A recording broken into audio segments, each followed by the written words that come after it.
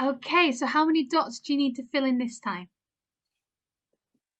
1, 2, 3, 4, 5, 6.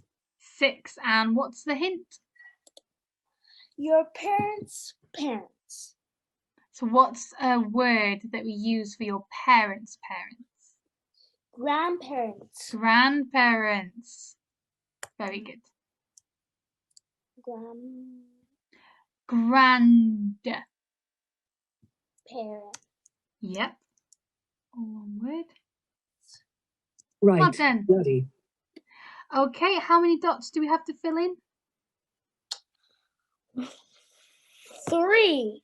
3. And what is the hint?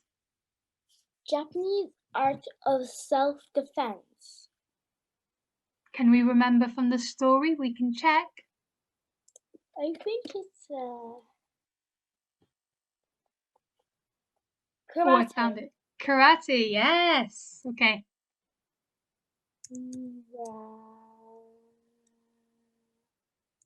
C. Well done, you can submit that. Right. Ready. Okay. Change from one thing to another. And how many dots have we got? 6. 6. What's a word for when something changes into another thing? Transform. Transform, perfect. Transform. Transform. Right.